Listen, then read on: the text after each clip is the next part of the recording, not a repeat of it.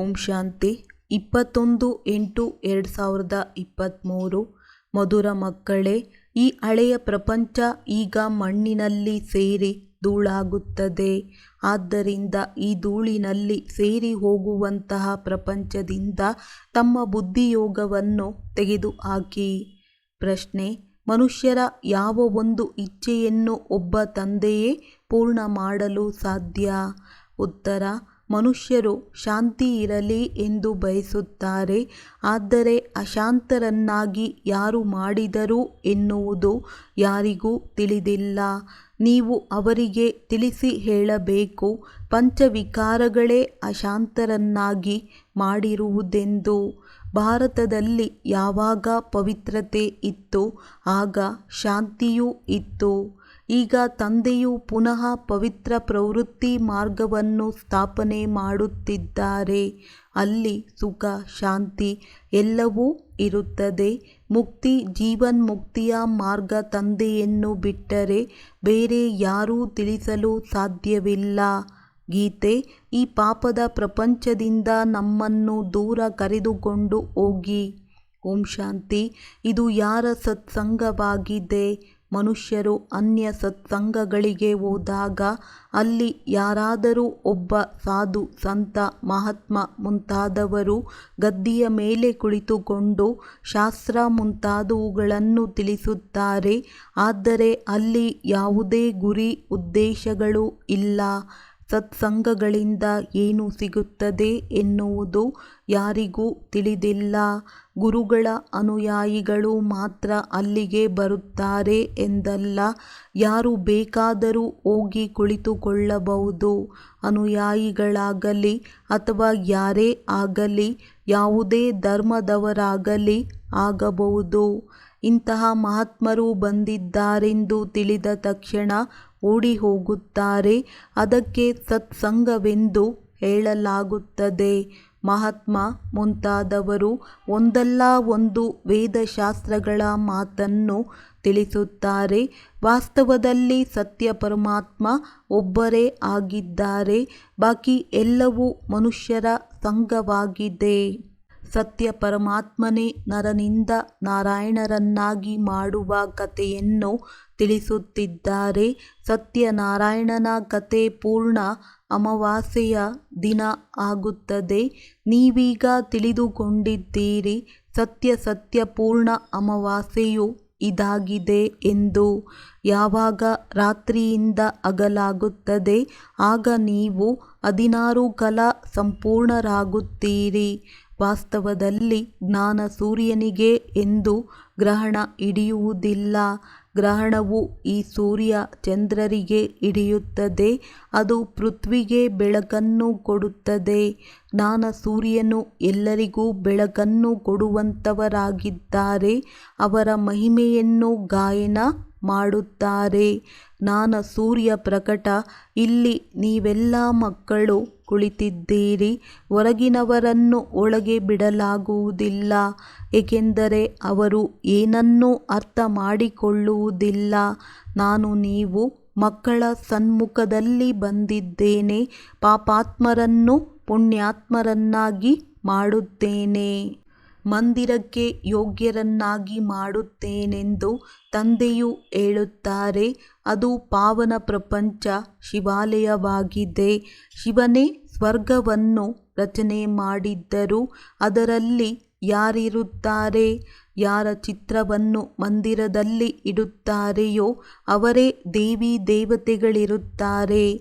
5000 ವರ್ಷದ ಹಿಂದೆ ದೇವಿ ದೇವತೆಗಳು ಈ ಭಾರತದಲ್ಲಿ ಇದ್ದರು. ಸ್ವರ್ಗದಲ್ಲಿ ರಾಜ್ಯ ಮಾಡುತ್ತಿದ್ದರು.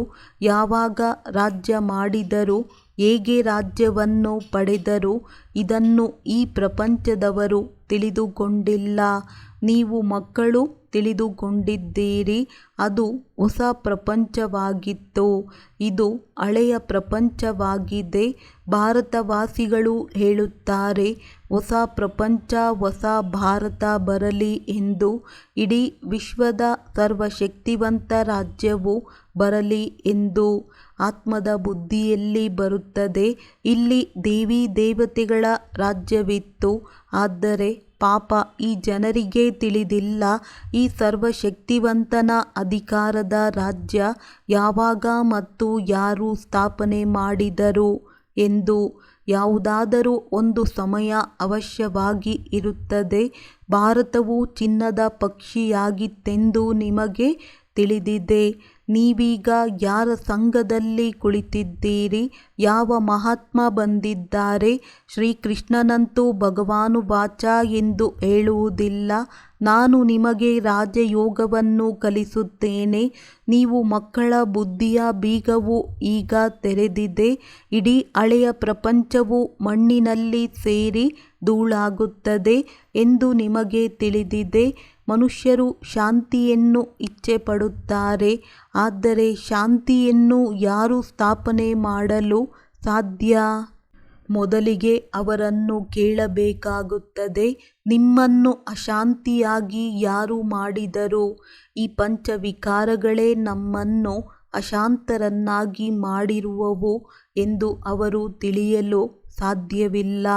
ಭಾರತದಲ್ಲಿ ಪವಿತ್ರತೆ ಇದ್ದಾಗ ಅಲ್ಲಿ ಶಾಂತಿಯೂ ಇತ್ತು. ಪವಿತ್ರ ಪ್ರವೃತ್ತಿ ಮಾರ್ಗದಲ್ಲಿದ್ದಾಗಲೇ ಮನುಷ್ಯರು ಹೆಚ್ಚು ಸುಖಿಗಳಾಗಿದ್ದರು. ಈಗ ಅಪವಿತ್ರ ಪತಿತ ಪ್ರವೃತ್ತಿ ಮಾರ್ಗವಾಗಿ ಹೋಗಿದೆ. ಇದರ ಗುರುತುಗಳು ಇವೆ. ಮಂದಿರಗಳಲ್ಲಿ ದೇವತೆಗಳು ಮಹಿಮೆಯನ್ನು ಮಾಡುತ್ತಾರೆ. ನಾವು ನೀಚರು, ಪಾಪಿಗಳಾಗಿದ್ದೇವೆ. ನಾವು ನಿರ್ಗುಣಧಾರಿಗಳಲ್ಲಿ ಯಾವುದೇ ಗುಣವಿಲ್ಲ. ಮನುಷ್ಯರು ಗಾಯನ ಮಾಡುತ್ತಾರೆ, ಆದರೆ ಅರ್ಥವೇನೂ ತಿಳಿದಿಲ್ಲ. ಯಾವಾಗ ತಂದೆಯು ಬರುತ್ತಾರೆಯೋ ಆಗ ಮಕ್ಕಳ ಬಗ್ಗೆ ಪರಿಶ್ರಮ ಪಡುತ್ತಾರೆ. ತಂದೆಯು ಮಕ್ಕಳ ಬಳಿಯೇ ಬರುತ್ತಾರೆ. ಇಲ್ಲಿ ಯಾವುದೇ ಸಾಧು ಸಂತರು ಕುಳಿತಿಲ್ಲ. ಇವರಂತೂ ದೇಹಧಾರಿಯಾಗಿದ್ದಾರೆ. ಆದರೆ ನಿಮ್ಮ ದೃಷ್ಟಿಯು ಮೇಲೆ ಇದೆ. ನಾವು ಶಿವಬಾಬಾ ಅವರಿಂದ ಕೇಳುತ್ತಿದ್ದೇವೆ. ನಮಗೆ ಯಾವುದೇ ದೇಹಧಾರಿಗಳ ಕಡೆ ದೃಷ್ಟಿ ಇಲ್ಲ. ಕೃಷ್ಣನು ದೇಹಧಾರಿ ಮಗುವಾಗಿದ್ದಾನೆ. ಗರ್ಭದಿಂದ ಜನ್ಮವನ್ನು ತೆಗೆದುಕೊಳ್ಳುತ್ತಾನೆ. ಪ್ರತಿಯೊಂದು ಆತ್ಮಕ್ಕೂ ತನ್ನದೇ ಆದ ದೇಹವಿದೆ. ಶಿವಬಾಬಾರವರಿಗಂತೂ ತನ್ನದೇ ಆದ ದೇಹವಿಲ್ಲ. ದೇಹಕ್ಕೆ ಹೆಸರು ಇರುತ್ತದೆ. ಆತ್ಮನ ಹೆಸರು ಆತ್ಮವೇ ಆಗಿರುತ್ತದೆ. ಹೇಳಲಾಗುತ್ತದೆ, ಮಹಾನ್ ಆತ್ಮ ಪಾಪಾತ್ಮನೆಂದು. ಪಾಪ ಪರಮಾತ್ಮನೆಂದು ಎಂದೂ ಹೇಳುವುದಿಲ್ಲ. ಮತ್ತೆ ತಮ್ಮನ್ನು ಪರಮಾತ್ಮನೆಂದು ಹೇಗೆ ಹೇಳಿಕೊಳ್ಳಲಾಗುತ್ತದೆ?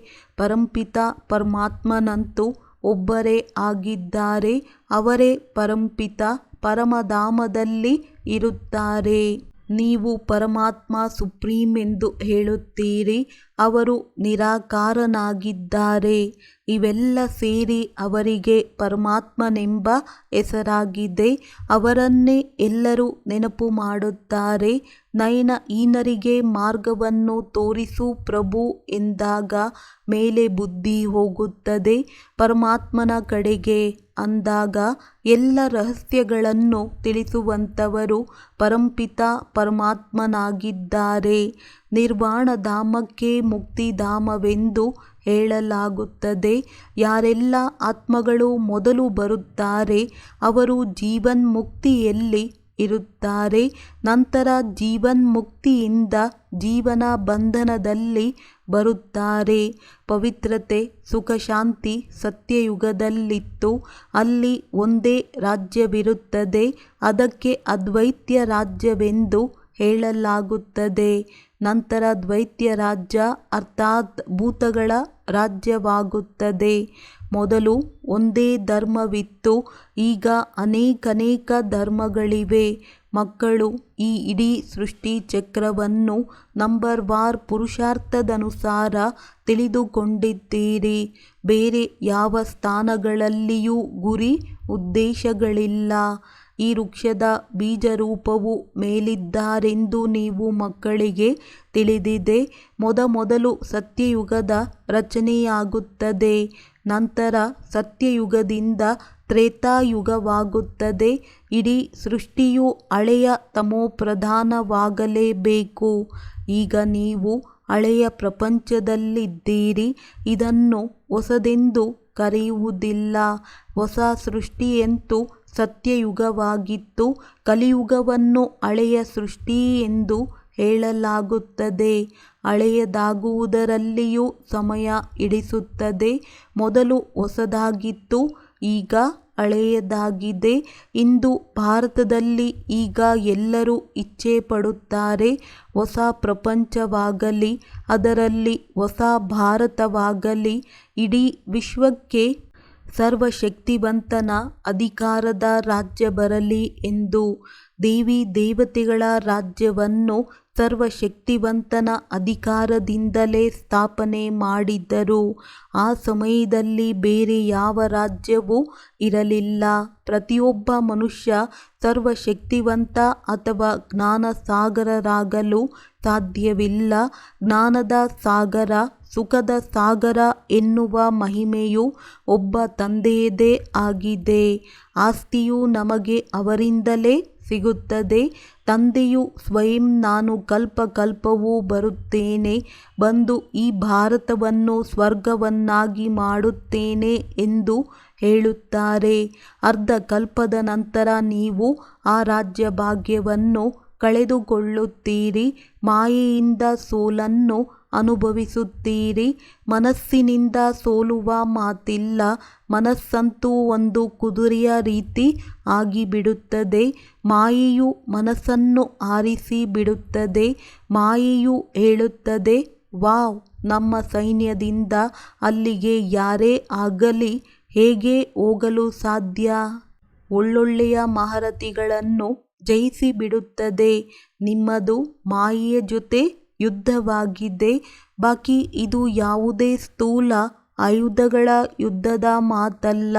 ಇದು ಮಾಯೆಯ ಮೇಲೆ ವಿಜಯವನ್ನು ಪಡೆಯುವ ಯುದ್ಧವಾಗಿದೆ. ಬಾಕಿ ಆ ಯುದ್ಧಗಳಂತೂ ನಡೆಯುತ್ತಾ ಬಂದಿದೆ. ಮೊದಲು ಖಡ್ಗವಿತ್ತು, ನಂತರ ಬಂದೂಕು ಬಂದಿತು, ಈಗ ಬಾಂಬುಗಳು ಬಂದಿವೆ. ಈಗ ನೀವು ಮಕ್ಕಳ ಬುದ್ಧಿಯಲ್ಲಿ ನಾವೇ ದೇವಿ ದೇವತೆಗಳಾಗಿದ್ದೆವು ಎನ್ನುವುದಿದೆ. ಬೇರೆ ಸತ್ಸಂಗಗಳಲ್ಲಿ ನಾವೇ ದೇವಿ ದೇವತೆಗಳಾಗಿದ್ದೆವು, ನಾವೇ 84 ಜನ್ಮಗಳನ್ನು ತೆಗೆದುಕೊಂಡೆವು ಎಂದು ಹೇಳುವುದಿಲ್ಲ. ಈಗ ಪತಿತರಾಗಿದ್ದೇವೆ, ಪುನಃ ನಾವೇ ಪಾವನರಾಗುತ್ತೇವೆ. ನೀವೇ ನಯನಹೀನರಾಗಿದ್ದೀರಿ. ಈ ಕಣ್ಣುಗಳ ಮಾತಲ್ಲ, ಈ ಜ್ಞಾನದ ದಿವ್ಯ ದೃಷ್ಟಿಯ ಮಾತಾಗಿದೆ. ಆತ್ಮವಂತೂ ತನ್ನ ತಂದೆಯನ್ನು ಮರೆತಿದೆ. ಸನ್ಯಾಸಿಗಳು ಆತ್ಮವೇ ಪರಮಾತ್ಮನೆಂದು ಹೇಳುತ್ತಾರೆ. ತಂದೆಯೇ ಬಂದು ಮೂರನೆಯ ನೇತ್ರವನ್ನು ತೆರೆಯುತ್ತಾರೆ. ಆದರೆ ಅವರು ದೇವತೆಗಳಿಗೆ ಮೂರನೆಯ ನೇತ್ರವನ್ನು ತೋರಿಸುತ್ತಾರೆ. ಹೇಗೆ ವಿಷ್ಣುವಿಗೆ ಅಲಂಕಾರವನ್ನು ತೋರಿಸುತ್ತಾರೆಯೋ ಹಾಗೆಯೇ ದೇವತೆಗಳಿಗೆ ಮೂರನೆಯ ನೇತ್ರವನ್ನು ತೋರಿಸುತ್ತಾರೆ. ಆದರೆ ಅವರ ಜ್ಞಾನದ ಮೂರನೆಯ ನೇತ್ರವು ತೆರೆಯುವುದಿಲ್ಲ. ಸತ್ಯಯುಗದಲ್ಲಿ ಒಂದು ವೇಳೆ ನಾವು ಈ ರೀತಿ ಕೆಳಗೆ ಬೀಳುತ್ತಾ ಹೋಗುತ್ತೇವೆ ಎಂಬ ಈ ಜ್ಞಾನವಿದ್ದಿದ್ದೇ ಆದರೆ ಮತ್ತು ನಾವೇ ನರಕವಾಸಿಗಳಾಗುತ್ತೇವೆ ಎಂದು ತಿಳಿದಾಗ ಆ ರಾಜ್ಯ ಭಾಗ್ಯದ ಖುಷಿಯು ಹೊರಟು ಹೋಗುತ್ತದೆ. ಈ ಜ್ಞಾನವು ಈ ಸಮಯದಲ್ಲೇ ಇರುತ್ತದೆ. ನೀವು ಮಧುರಾತಿ ಮಧುರ ಅಗಲಿ ಹೋಗಿ ಸಿಕ್ಕಿದ ಮುದ್ದಾದ ಮಕ್ಕಳು ತಿಳಿದಿದ್ದೀರಿ. ನಾವು ಬಾಬಾರವರ ಬಳಿ 5000 ವರ್ಷಗಳ ನಂತರ ಬಂದಿದ್ದೇವೆ, ಪುನಃ ನಮ್ಮ ರಾಜ್ಯ ಭಾಗ್ಯವನ್ನು ಪಡೆಯುವುದಕ್ಕೋಸ್ಕರವೆಂದು. ಮುಂದೆ 5000 ವರ್ಷದ ನಂತರ ನಾವು ಬರಬೇಕಾಗಿದೆ. ನಾವು ಆಲ್ರೌಂಡರ್ ಪಾತ್ರಧಾರಿಗಳಾಗಿದ್ದೇವೆ. ನಾವೇ ದೇವತೆಗಳಾಗಿದ್ದೆವು, ನಾವೇ ಕ್ಷತ್ರಿಯರಾದೆವು, ನಂತರ ನಾವೇ ಬ್ರಾಹ್ಮಣರಾಗಿದ್ದೇವೆ. ಈ ಜ್ಞಾನವು ಯಾರಿಗೂ ಇಲ್ಲ. ಗೀತಾ ಪಾಠಶಾಲೆ ಎಂದರೆ ಭಗವಂತನ ಪಾಠಶಾಲೆಯಾಗಿದೆ, ಭಗವಾನುವಾಚವಾಗಿದೆ. ಆದರೆ ಆ ಜನರು ಮತ್ತೆ ಕೃಷ್ಣನ ಹೆಸರನ್ನು ಹಾಕಿದ್ದಾರೆ. ಕೃಷ್ಣ ಭಗವಾನುವಾಚವಂತೂ ಎಂದೂ ಆಗಲು ಸಾಧ್ಯವಿಲ್ಲ. ಅವನಂತೂ ಮಗುವಾಗಿದ್ದಾನೆ. ಅವನ ಮೇಲೆ ಎಷ್ಟೊಂದು ಕಳಂಕ ಹೊರಿಸಿದ್ದಾರೆ. ಇಷ್ಟು ಮಕ್ಕಳಿದ್ದರೂ ಇಷ್ಟೊಂದು ರಾಣಿಯರನ್ನು ಅಪಹರಿಸಿದನು. ಇಲ್ಲಂತೂ ನೀವೆಲ್ಲ ನೀವಾಗೇ ಓಡಿ ಬಂದಿದ್ದೀರಿ. ಯಾರೂ ಓಡಿಸಿಕೊಂಡು ಬಂದಿಲ್ಲ. ಸರ್ಕಾರದ ರಾಜ್ಯದಲ್ಲಿ ಒಂದು ವೇಳೆ ಯಾರನ್ನಾದರೂ ಓಡಿಸಿಕೊಂಡು ಹೋದರೆ ಕೇಸ್ ನಡೆಸುತ್ತಾರೆ. ಆದರೆ ಇವರದ್ದು ಎಷ್ಟೊಂದು ವಿಚಿತ್ರವಾಗಿದೆ. ಎಷ್ಟೊಂದು ಮಕ್ಕಳು ಬಂದರು. ಬಟ್ಟಿಯೂ ಆಗಬೇಕಿತ್ತು. ವೃದ್ಧರು, ಯುವಕರು, ಮಕ್ಕಳು, ಎಲ್ಲ ವರ್ಗದವರು ಓಡಿ ಬಂದರು. ಕೆಲವರು ಇಡೀ ಸಂಸಾರ ಸಹಿತ ಬಂದರು. ಇಲ್ಲಿಯ ಮಾತನ್ನು ಕೃಷ್ಣನ ಜೊತೆ ಸೇರಿಸಿ ಉಲ್ಟಾ ಸುಲ್ಟಾ ಬರೆದು ಬಿಟ್ಟಿದ್ದಾರೆ. ಪತ್ರಿಕೆಗಳಲ್ಲಿ ಬಹಳ ವೈಭವೀಕರಿಸಿದ್ದರು. ಅಮೆರಿಕದ ಪತ್ರಿಕೆಗಳಲ್ಲಿಯೂ ಬರೆದಿದ್ದರು. ಒಬ್ಬ ಕಲ್ಕತ್ತಾದ ವ್ಯಾಪಾರಿಯು ತನಗೆ 16,108 ರಾಣಿಯರು ಬೇಕು, ಈಗ 400 ಜನ ಸಿಕ್ಕಿದ್ದಾರೆಂದು. ಅಂದಾಗ ಇದೆಲ್ಲ ಒಂದು ಆಟವಾಗಿದೆ. ಇದು ಹೊಸದೇನಲ್ಲ. ಕಲ್ಪದ ನಂತರವೂ ಹೀಗೆಯೇ ಆಗುತ್ತದೆ. ಹಾಗೆಯೇ ನಿಮ್ಮ ಬಟ್ಟಿಯೂ ಆಗುತ್ತದೆ. ಹೇಗೆ ಸ್ಥಾಪನೆಯಾಗುತ್ತದೆ ಎಂದು ನೀವು ನೋಡುತ್ತಿದ್ದೀರಿ. ನೀವು ಮನುಷ್ಯರಿಂದ ದೇವತೆಗಳಾಗುತ್ತೀರಿ. ಜೀವನ್ಮುಕ್ತಿ ದಾತನನ್ನು ತನ್ನವರನ್ನಾಗಿ ಮಾಡಿಕೊಳ್ಳುವುದರಿಂದ ಸೆಕೆಂಡಿನಲ್ಲಿ ನೀವು ಆಸ್ತಿಯನ್ನು ಪಡೆದುಕೊಳ್ಳುವ ಹಕ್ಕುದಾರರಾಗುತ್ತೀರಿ. ಜನಕನಿಗೂ ಸೆಕೆಂಡಿನಲ್ಲಿ ಸಾಕ್ಷಾತ್ಕಾರವಾಯಿತು. ನಮಗೆ ಜನಕನ ರೀತಿ ಜ್ಞಾನ ಕೊಡಿ ಎಂದು ಕೇಳುತ್ತಾರೆ. ಜನಕನಂತೂ ತ್ರೇತಾದಲ್ಲಿ ರಾಜ್ಯಭಾಗ್ಯವನ್ನು ಪಡೆದನು. ಬಾಬಾರವರು ಮೊದಲು ತಿಳಿಸಿದ್ದಾರೆ. ಈಗ ನೀವು ಮಕ್ಕಳ ಬುದ್ಧಿಯಲ್ಲಿದೆ. ನಮ್ಮ ಎದುರಿಗೆ ಯಾರು ಕುಳಿತಿದ್ದಾರೆ? ಶಿವನ ಮಂದಿರದ ಮುಂದೆ ಬಸವನನ್ನು ಇಡುತ್ತಾರೆ. ಬಸವನ ಮೇಲೆ ಮನುಷ್ಯರು ಕುಳಿತುಕೊಳ್ಳುತ್ತಾರೆ. ನಿರಾಕಾರ ಶಿವನು ಹೇಗೆ ಕುಳಿತುಕೊಳ್ಳುತ್ತಾರೆ? ಅಂದಾಗ ಮತ್ತೆ ಶಂಕರನನ್ನು ಕೂರಿಸಿದ್ದಾರೆ. ಏನನ್ನೂ ತಿಳಿದುಕೊಂಡಿಲ್ಲ. ಗೀತೆಯಲ್ಲೂ ಹೇಳುತ್ತಾರೆ, ನಯನಹೀನರಿಗೆ ಮಾರ್ಗವನ್ನು ತೋರಿಸು ಎಂದು. ಎಲ್ಲರೂ ಬುದ್ಧಿಹೀನ ಕುರುಡರಾಗಿದ್ದಾರೆ. ಪ್ರಜೆಗಳ ಮೇಲೆ ಪ್ರಜೆಗಳ ರಾಜ್ಯವಿದೆ. ಹಿಂದೆ ರಾಜರಾಜ್ಯವನ್ನು ನಡೆಸುತ್ತಿದ್ದನು. ಯಾರಾದರೂ ಕಠಿಣವಾದ ವಿಕರ್ಮವನ್ನು ಮಾಡಿದಾಗ ರಾಜನು ತೀರ್ಮಾನವನ್ನು ಕೊಡುತ್ತಿದ್ದನು. ಈಗ ಪ್ರಜೆಗಳ ಮೇಲೆ ಪ್ರಜೆಗಳ ರಾಜ್ಯವಿದೆ. ಈಗ ಒಬ್ಬರ ಮೇಲೆ ಒಬ್ಬರಂತೆ ನ್ಯಾಯಾಧೀಶರಿದ್ದಾರೆ. ಬಹಳ ವಿಚಿತ್ರವಾಗಿದೆಯಲ್ಲವೇ? ಇದು ಬೇಹದ್ದಿನ ನಾಟಕವಾಗಿದೆ. ಇದನ್ನು ನೀವೇ ತಿಳಿದುಕೊಂಡಿದ್ದೀರಿ. ಬೇರೆ ಯಾರೂ ಹೇಳಲು ಸಾಧ್ಯವಿಲ್ಲ. ಏನಿನ ತರಹ ಈ ನಾಟಕವೂ ಸಹ ನಡೆಯುತ್ತಲೇ ಇರುತ್ತದೆ. ಟಿಕ್ ಟಿಕ್ ಎಂದು ಚಲಿಸುತ್ತಲೇ ಇರುತ್ತದೆ. ಈ ಸೃಷ್ಟಿ ಚಕ್ರವು ತಿರುಗುತ್ತಲೇ ಇರುತ್ತದೆ. ಈ ಪ್ರಪಂಚದ ಇತಿಹಾಸ ಭೂಗೋಳವನ್ನು ಯಾರೂ ತಿಳಿದುಕೊಂಡಿಲ್ಲ. ಈಶ್ವರನ ಆಜ್ಞೆಯಂತೆಯೇ ಎಲೆಯು ಅಲುಗಾಡುತ್ತದೆ ಎಂದು ಹೇಳುತ್ತಾರೆ. ಆದರೆ ಇದು ನಾಟಕವಾಗಿದೆ. ಒಂದು ನೊಣವು ಇಲ್ಲಿಂದ ಹಾರಿ ಹೋದರೆ ಕಲ್ಪದ ನಂತರವೂ ಇದು ಪುನರಾವರ್ತನೆಯಾಗುತ್ತದೆ. ನಾಟಕವನ್ನು ತಿಳಿದುಕೊಳ್ಳಬೇಕು. ಮನುಷ್ಯರೇ ತಿಳಿದುಕೊಳ್ಳುತ್ತಾರೆ. ಬಾಬಾ ಎಷ್ಟೊಂದು ಚೆನ್ನಾಗಿ ತಿಳಿಸಿಕೊಡುತ್ತಾರೆ. ಬಾಬಾ ಇಡೀ ವಿಶ್ವದ ಸರ್ವಶಕ್ತಿವಂತ ಅಧಿಕಾರಿಯಾಗಿದ್ದಾರೆ. ಆದರೆ ನಾನು ಡ್ರಾಮಾದ ಬಂಧನದಲ್ಲಿ ಬಂಧಿತನಾಗಿದ್ದೇನೆ ಎಂದು ಹೇಳುತ್ತಾರೆ. ನಾನು ಸ್ವತಃ ಬಂದು ಪತಿತರನ್ನು ಪಾವನ ಮಾಡುತ್ತೇನೆ.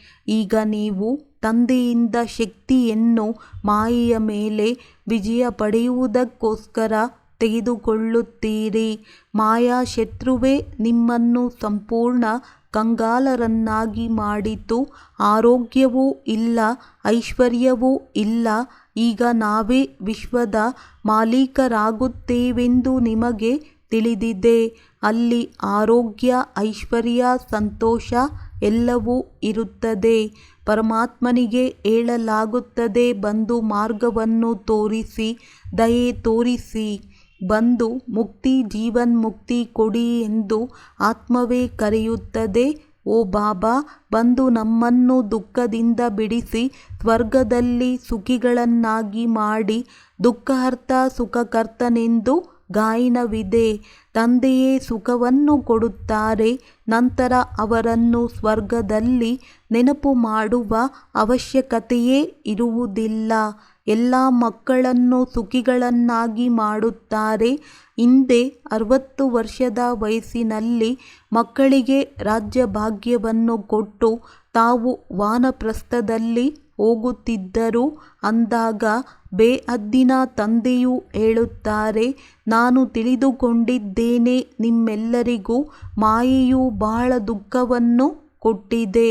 ಅಂದಾಗ ಈಗ ಕರೆದುಕೊಂಡು ಹೋಗಲು ಬಂದಿದ್ದೇನೆ. ನಿರ್ವಾಣಧಾಮ ಅಥವಾ ವಾನಪ್ರಸ್ಥ ಎನ್ನುವುದು ಒಂದೇ ಮಾತಾಗಿದೆ. ವಾನಪ್ರಸ್ಥ ಅರ್ಥಾತ್ ವಾಣಿಯಿಂದ ಭಿನ್ನ ಸ್ಥಾನ, ಸಿಹಿಯಾದ ಶಾಂತಿಯ ಮನೆಯಾಗಿದೆ. ನಂತರ ನಮ್ಮ ಮಧುರ ರಾಜಧಾನಿಗೆ ಹೋಗುತ್ತೇವೆ. ಈಗ ದುಃಖಧಾಮವಾಗಿದೆ. ನೀವು ಹೇಳುತ್ತೀರಿ, ನಾವು ಸ್ವದರ್ಶನ ಚಕ್ರಧಾರಿಗಳಾಗುತ್ತೇವೆ ಮತ್ತು ಮಾಡುತ್ತಿರುತ್ತೇವೆ. ಸಂಪೂರ್ಣರಂತೂ ಅಂತಿಮದಲ್ಲಿ ಆಗುತ್ತೇವೆ. ಸ್ವದರ್ಶನ ಚಕ್ರಧಾರಿ ಕೃಷ್ಣ ಅಥವಾ ಶ್ರೀ ವಿಷ್ಣುವಿಗೆ ಹೇಳುತ್ತಾರೆ, ಇದು ಹೇಗೆ ಆಗಲು ಸಾಧ್ಯ? ಈ ಮಾತುಗಳನ್ನು ನೀವೇ ತಿಳಿದುಕೊಳ್ಳಲು ಸಾಧ್ಯ. ಸ್ವದರ್ಶನ ಚಕ್ರಧಾರಿಗಳಿಗೆ ಶಿವತಂದೆಯೇ ನಮ್ಮನ್ನು ಸ್ವದರ್ಶನ ಚಕ್ರಧಾರಿಗಳನ್ನಾಗಿ ಮಾಡುತ್ತಿದ್ದಾರೆಂದು ನಶೆ ಇರಬೇಕು. ನಾವು ಅಂತಿಮದಲ್ಲಿ ಸಂಪೂರ್ಣರಾಗುತ್ತೇವೆ. ಆದ್ದರಿಂದ ಅಲಂಕಾರವನ್ನು ದೇವತೆಗಳಿಗೆ ಕೊಟ್ಟಿದ್ದಾರೆ, ಏಕೆಂದರೆ ನೀವೀಗ ಸಂಪೂರ್ಣರಾಗಿಲ್ಲ. ನಿಮಗೆ ಅಲಂಕಾರವು ಶೋಭಿಸುವುದಿಲ್ಲ. ದೇವತೆಗಳು ಸಂಪೂರ್ಣರಾಗಿದ್ದಾರೆ, ಆದ್ದರಿಂದ ಅವರಿಗೆ ಕೊಟ್ಟಿದ್ದಾರೆ. ಒಳ್ಳೆಯದು. ಮಧುರಾತಿ ಮಧುರ ಅಗಲಿ ಹೋಗಿ ಮರಳಿ ಸಿಕ್ಕಿರುವಂತಹ ಮಕ್ಕಳಿಗೆ ಪ್ರೀತಿಯ ಮಾತ್ಪಿತಾ ಬಾಪ್ದಾದಾರವರ ನೆನಪು, ಪ್ರೀತಿ ಹಾಗೂ ಸುಪ್ರಭಾತ. ಆತ್ಮೀಯ ಮಕ್ಕಳಿಗೆ ಆತ್ಮೀಯ ತಂದೆಯ ನಮಸ್ತೆ. ಧಾರಣೆಗಾಗಿ ಮುಖ್ಯ ಸಾರ. ಬೇಹದ್ದಿನ ನಾಟಕದ ರಹಸ್ಯವನ್ನು ಬುದ್ಧಿಯಲ್ಲಿಟ್ಟುಕೊಂಡು ಇದೇನೂ ಹೊಸದಲ್ಲ ಎನ್ನುವುದು ಪಕ್ಕಾ ಮಾಡಿಕೊಳ್ಳಬೇಕಾಗಿದೆ. ವಾಣಿಯಿಂದ ಭಿನ್ನರಾಗಿ ವಾನಪ್ರಸ್ಥ ಸ್ಥಿತಿಯಲ್ಲಿ ಹೋಗಬೇಕಾಗಿದೆ. ಮಾಯಾ ಶತ್ರುವಿನ ಮೇಲೆ ವಿಜಯ ಗಳಿಸುವುದಕ್ಕೋಸ್ಕರ ಸರ್ವಶಕ್ತಿವಂತ ತಂದೆಯಿಂದ ಶಕ್ತಿಯನ್ನು ತೆಗೆದುಕೊಳ್ಳಬೇಕು. ಜ್ಞಾನಹೀನ ಆತ್ಮಗಳಿಗೆ ಜ್ಞಾನದ ನೇತ್ರವನ್ನು ಕೊಡಬೇಕಾಗಿದೆ. ವರದಾನ: ಮನಸ್ಸನ್ನು ಶಾಂತ ಅಥವಾ ನಿಗ್ರಹ ಮಾಡುವುದರ ಬದಲು ಒಳ್ಳೆಯ ಮನಸ್ಸನ್ನು ಮಾಡುವಂತಹ ದುರಂದೇಶಿ ಭವ. ಭಕ್ತಿಯಲ್ಲಿ ಭಕ್ತರು ಎಷ್ಟು ಪರಿಶ್ರಮ ಪಡುತ್ತಾರೆ, ಪ್ರಾಣಾಯಾಮ ಮಾಡುತ್ತಾರೆ, ಮನಸ್ಸನ್ನು ಶಾಂತವಾಗಿಡುತ್ತಾರೆ. ನೀವೆಲ್ಲರೂ ಮನಸ್ಸನ್ನು ಕೇವಲ ಒಬ್ಬ ತಂದೆಯ ಕಡೆ ಜೋಡಿಸುವಿರಿ, ಬ್ಯುಸಿ ಮಾಡಿದ್ದೀರಿ ಅಷ್ಟೇ. ಮನಸ್ಸನ್ನು ನಿಗ್ರಹ ಮಾಡಲಿಲ್ಲ, ಒಳ್ಳೆಯ ಮನಸ್ಸನ್ನು ಮಾಡಿದ್ದೀರಿ. ಈಗ ನಿಮ್ಮ ಮನಸ್ಸು ಶ್ರೇಷ್ಠ ಸಂಕಲ್ಪವನ್ನೇ ಮಾಡುವುದು. ಆದ್ದರಿಂದ ಸುಮನವಾಗಿದೆ. ಮನಸ್ಸಿನ ಅಲೆದಾಟ ಬಂದಾಯಿತು, ನೆಲೆ ಸಿಕ್ಕಿತು. ಆದಿ ಮಧ್ಯ ಅಂತ್ಯ 3 ಕಾಲವನ್ನು ತಿಳಿದಿದ್ದೀರಿ. ಆದ್ದರಿಂದ ದುರಂದೇಶಿ ವಿಶಾಲ ಬುದ್ಧಿ ಆದಿರಿ. ಇದರಿಂದ ಪರಿಶ್ರಮದಿಂದ ಬಿಡುಗಡೆಯಾದಿರಿ. ಸ್ಲೋಗನ್: ಯಾರು ಸದಾ ಖುಷಿಯ ಟಾನಿಕ್ ತಿನ್ನುತ್ತಾರೆ ಅವರು ಸದಾ ಆರೋಗ್ಯಶಾಲಿಗಳು ಮತ್ತು ಖುಷಿಯಾಗಿರುತ್ತಾರೆ. ಒಳ್ಳೆಯದು. ಓಂ ಶಾಂತಿ.